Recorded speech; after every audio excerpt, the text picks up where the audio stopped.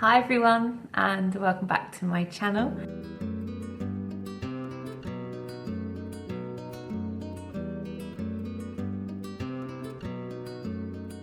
Today I thought it'd be really useful to talk about what to know, kind of a few hints and tips of things to know before you come to France, be it for a holiday or for maybe scouting out if you're moving here. Paris is one of the first things we think about when we think about France, but France is Europe's third largest country. It's incredibly diverse regionally, and so these might help you.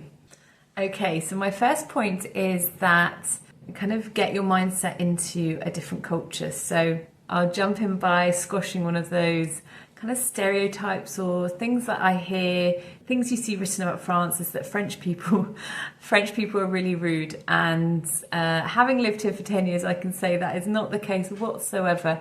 It's just a different culture, and there are all these. What's amazing, I think, about different countries and cultures is there are all these kind of little things that add to make that culture.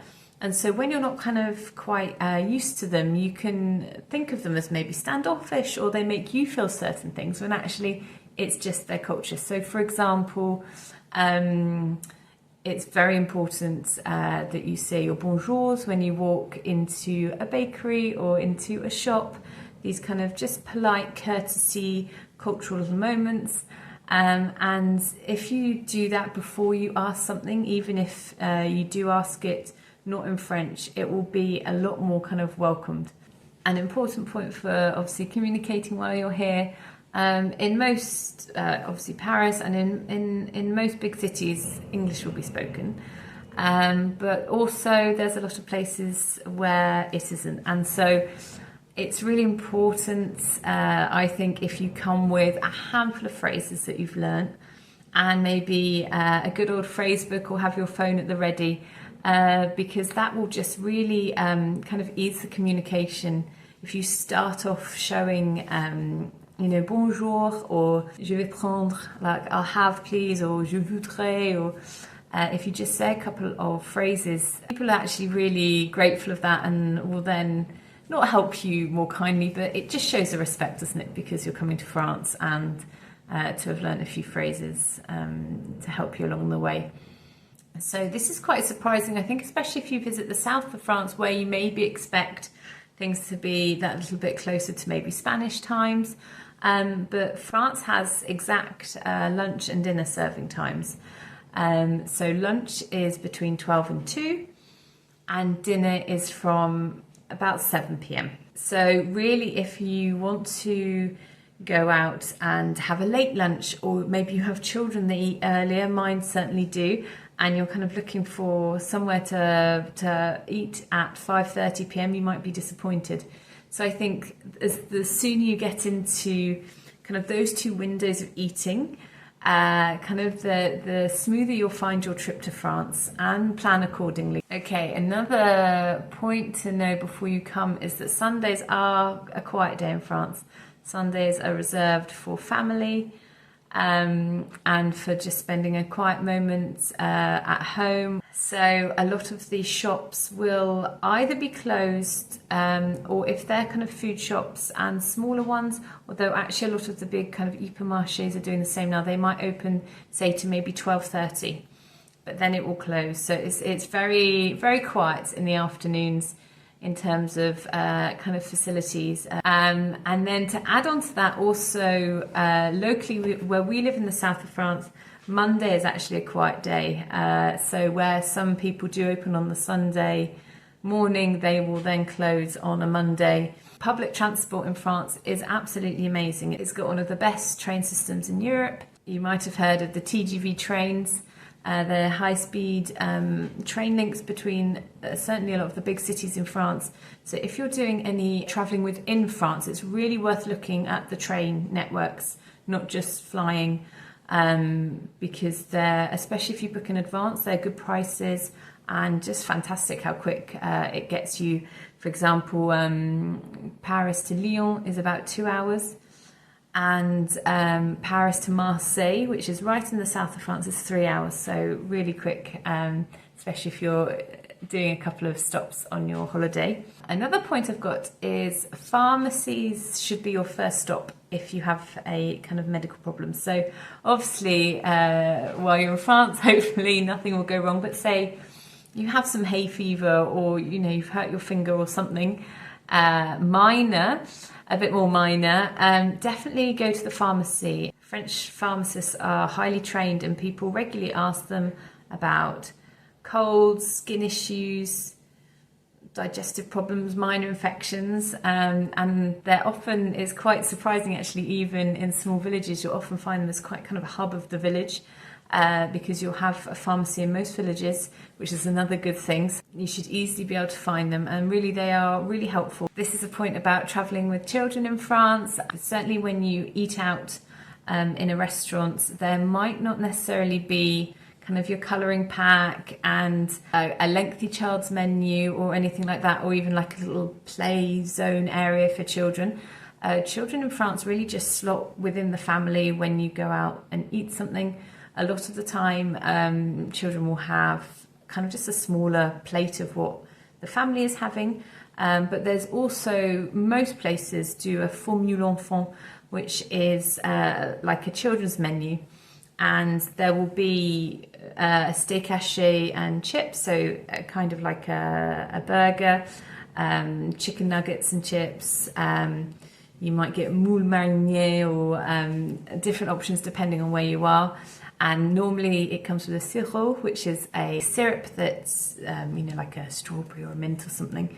And then probably un boule de glace, so a little ice cream ball in a tub, or something like that. So the menus do exist. They might be quite simple, but it's very expected if your child likes to look at something on the menu that they could have a small plate of that too.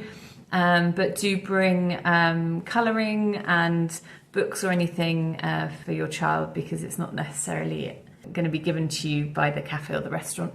And also it's worth, if you travel with babies, to ask before making a reservation if they do have high chairs. Another point is that cash is still common in small places. Whilst obviously paying with card is pretty much accepted everywhere in France, there are some places where if you don't have a bit of cash, it can kind of get annoying. So, for example, if you go to the supermarket, you'll need €1 or €2 or 50 cents to put in the trolley.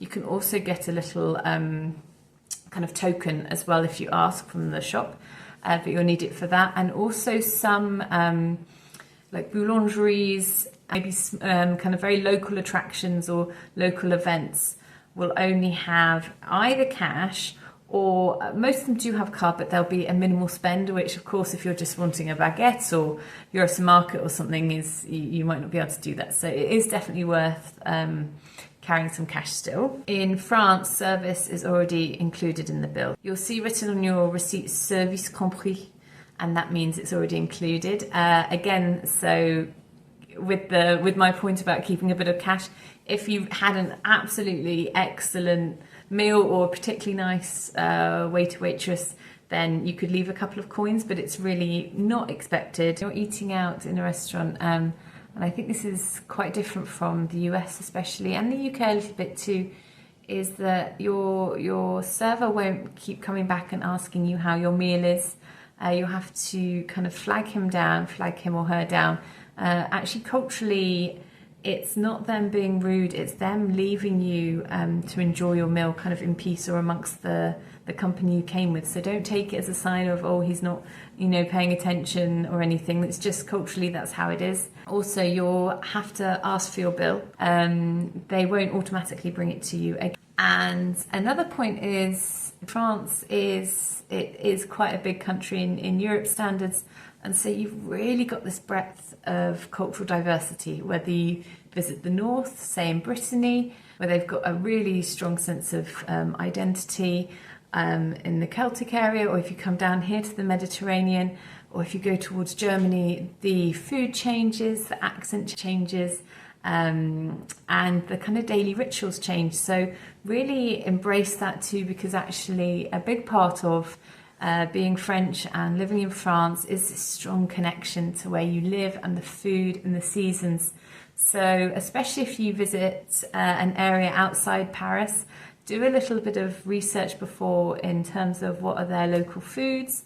Really interesting how the food and just people's daily rituals change, and that can be really enriching. And my last point really is that life is just a little bit slow in France, even if you go to the bigger cities. And so embrace that. People do sit over a small petit café, a small coffee for quite a long time talking. They'll take their long lunches, they'll really enjoy having their evening and weekend time. There's a real kind of relaxed sense to those moments. And so, if someone's not coming back to you that quickly, or people are walking quite slowly, just kind of try to fall in step with them and enjoy your time exploring and getting to know France. Well, there you go. Those are my tips. So I hope they're helpful to you as you plan your trip to France. And I wish you an amazing holiday here, extended stay here. And if you do have any questions or anything in particular, or anything that's helped you before you visited a country or France in general, do pop your comments down below. Like I say in every video, it's one of my favourite things about making these videos is getting to connect with you through the comments. I absolutely love seeing where you're watching from, and thank you so much, and look forward to seeing you in the next video. Bisous et à bientôt.